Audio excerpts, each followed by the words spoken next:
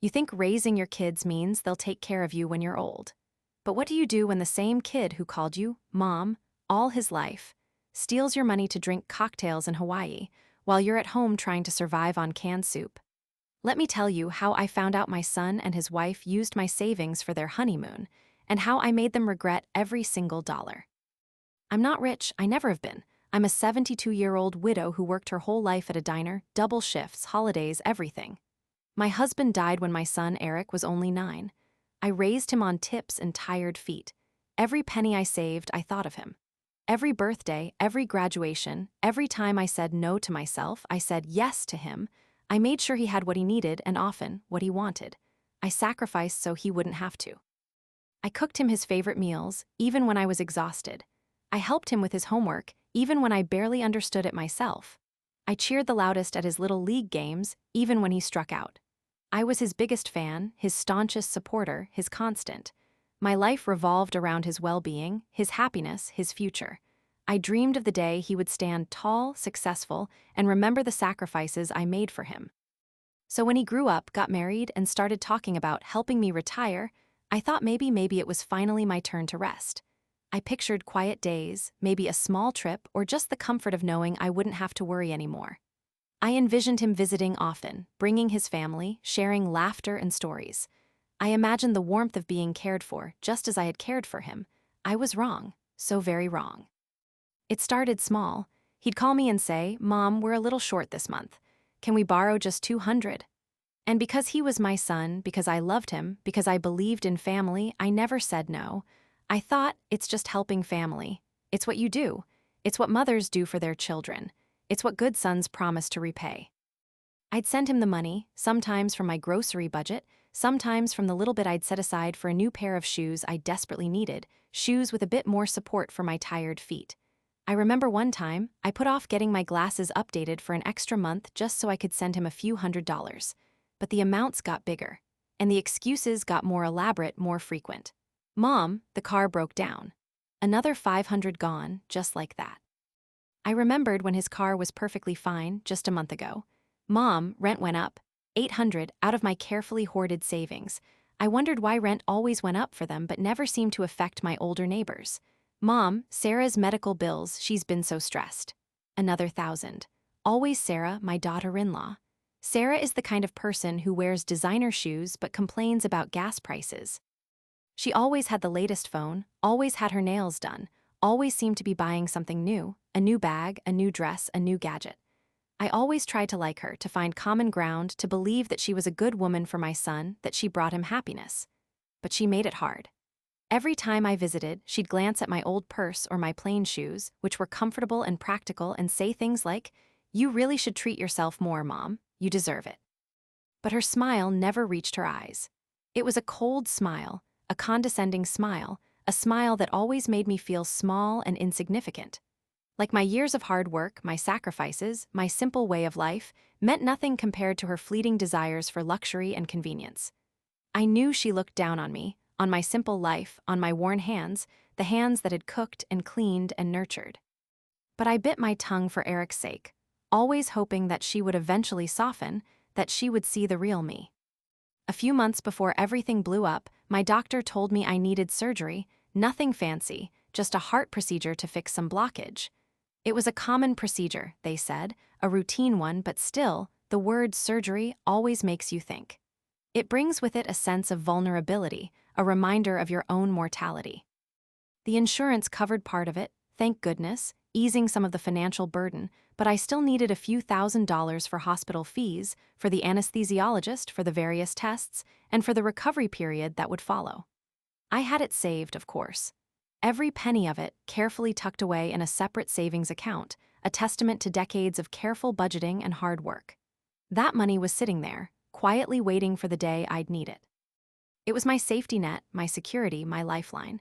It was the fruit of countless double shifts, of holidays spent serving others, of denying myself small pleasures to ensure I had it. It was my rainy day fund, and the rain was coming.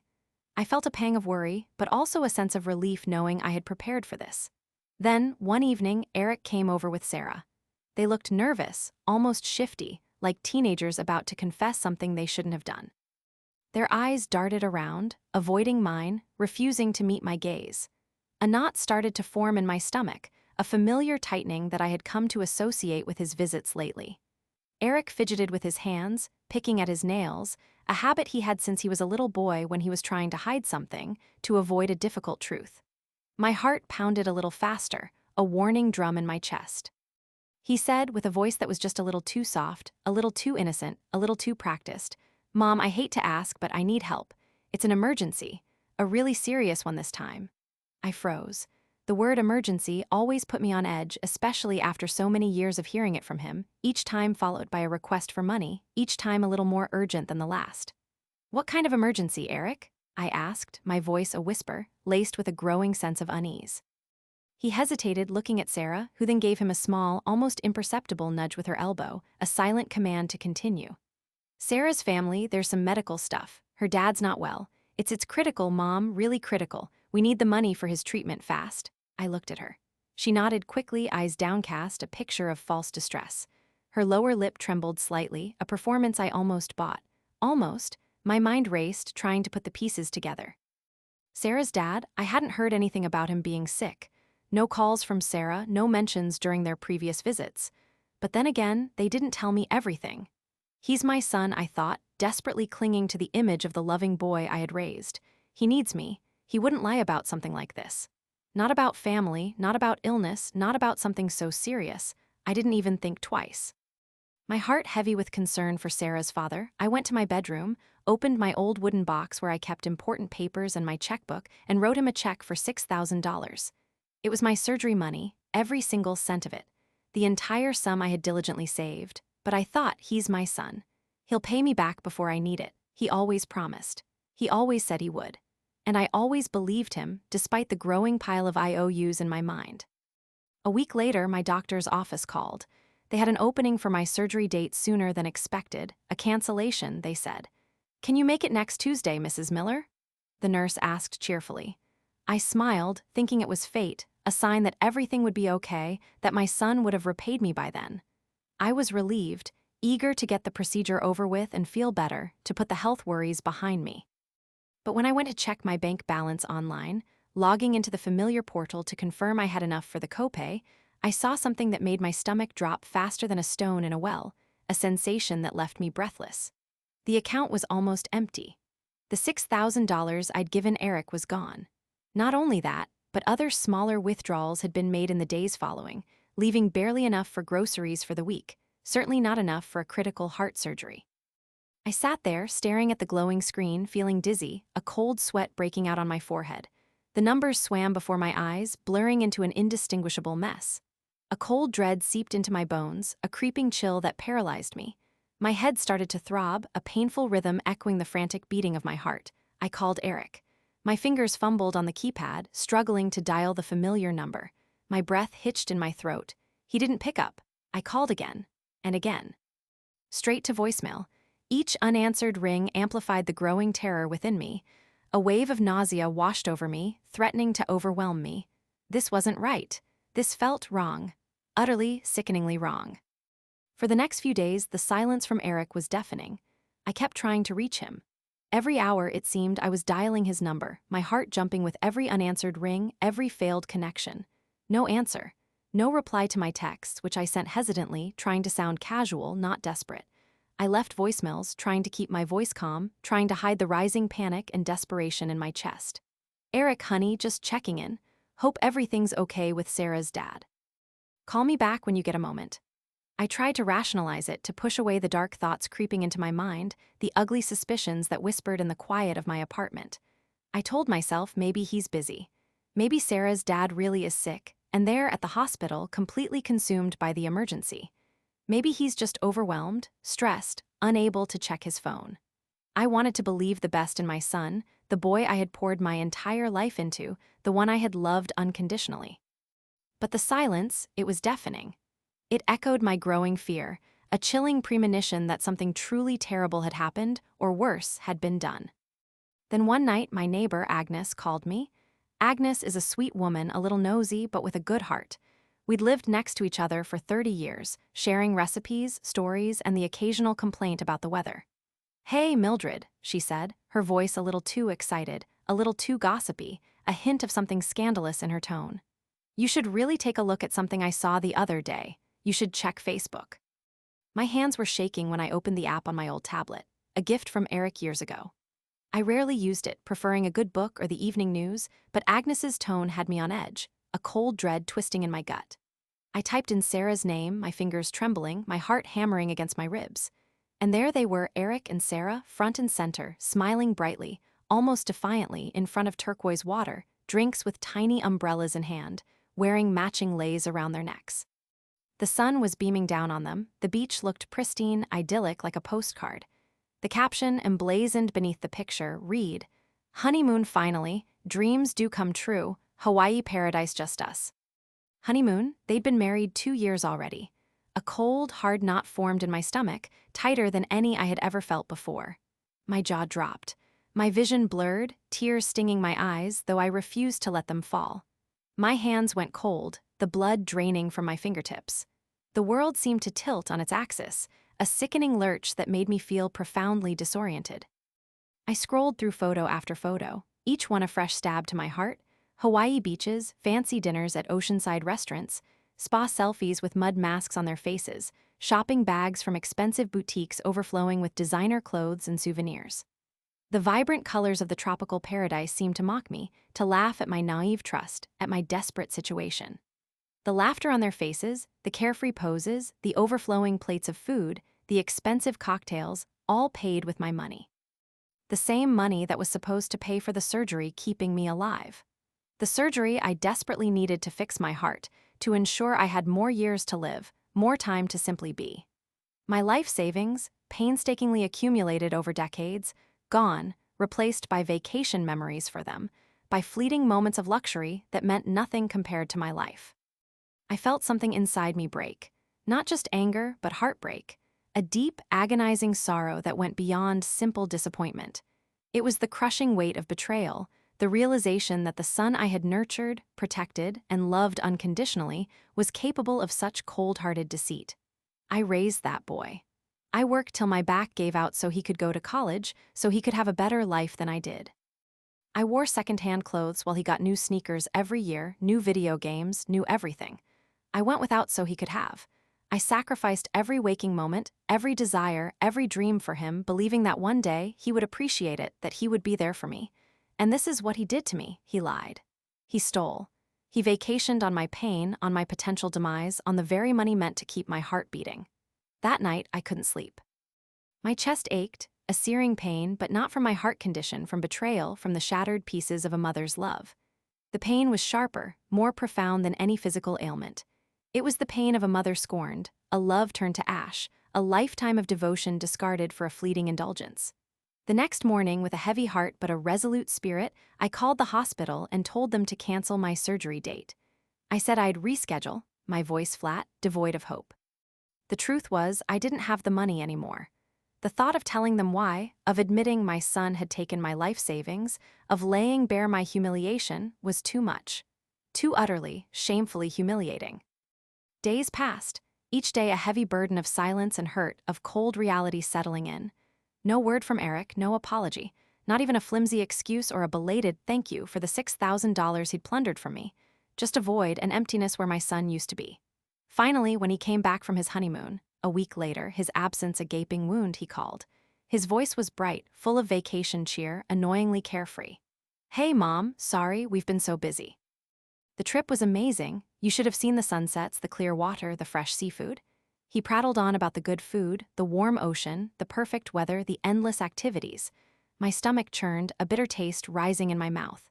"Listen, about the money, I'll get it back to you soon. Things are tight right now, but I promise. Just give me a few months." The promise felt hollow, an empty whisper carried on the wind, like all the others he had made over the years. My voice was a shaky whisper, barely audible, laced with an emotion I couldn't quite name. I said nothing.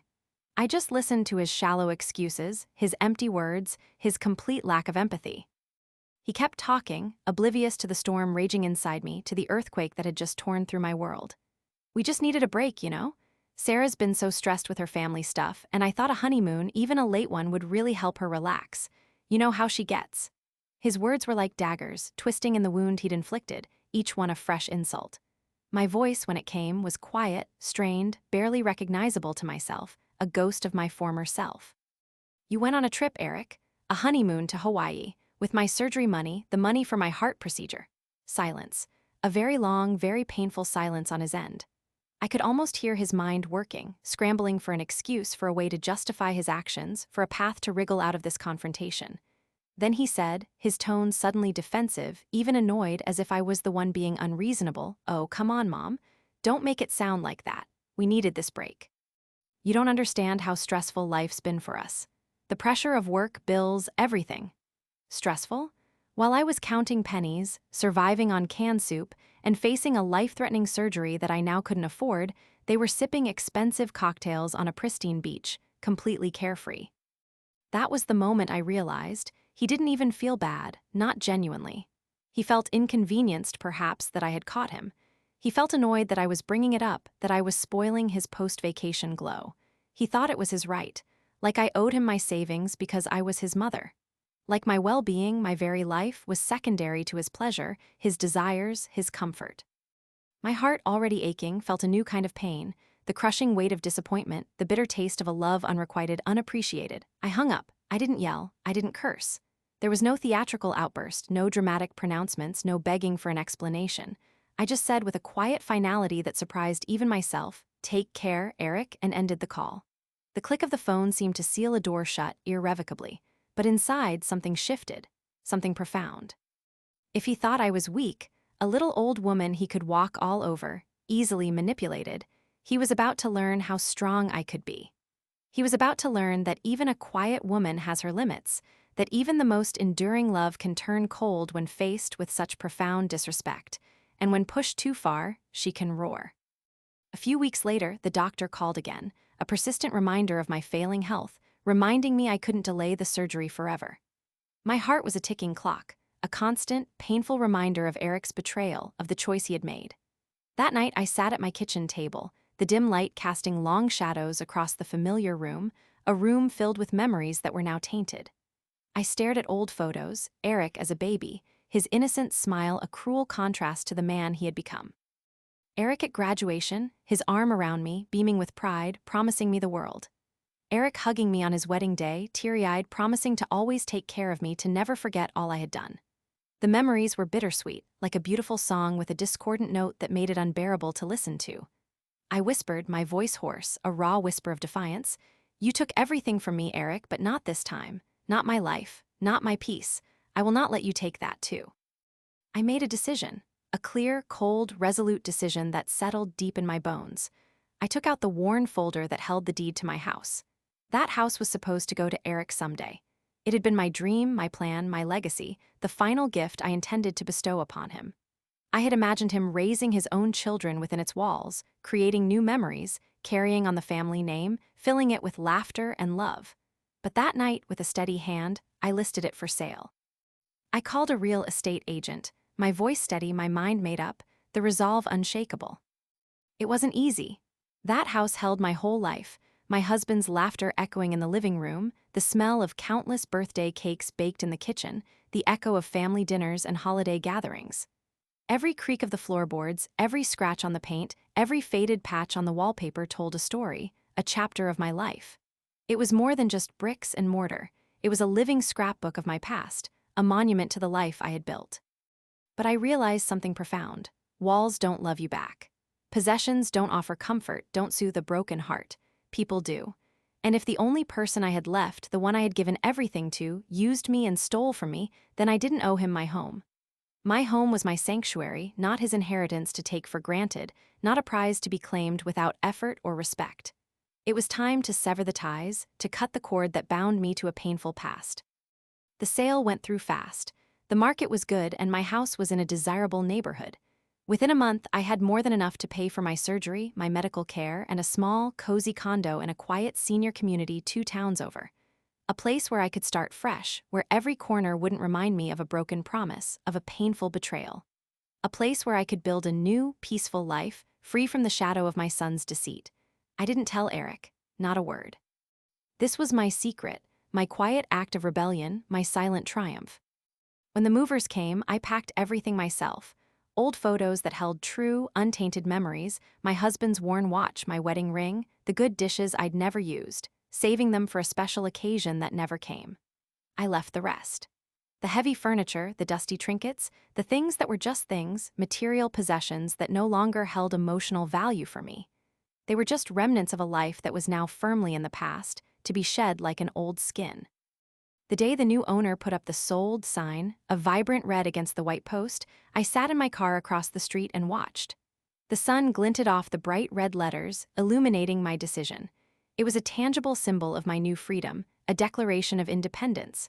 And for the first time in months, I felt peace. A profound, quiet peace that settled deep in my soul, like calm after a long storm. I smiled. It wasn't a triumphant smile, but a gentle, knowing one, a smile of quiet victory. A week later, Eric called. His voice was laced with frantic confusion, disbelief, and a growing sense of panic. "Mom, what's going on? I went by the house. There's a sold sign. What does that mean? What have you done?" I said calmly, my voice steady, betraying none of the turmoil I'd been through, none of the pain he had inflicted. "Yes, I sold it." He laughed, a short, sharp, disbelieving sound like it was a bad joke, a prank I was playing. "You what? Why? What are you talking about, Mom? You can't just sell the house?" My voice remained even, devoid of emotion, a blank wall against his rising anger.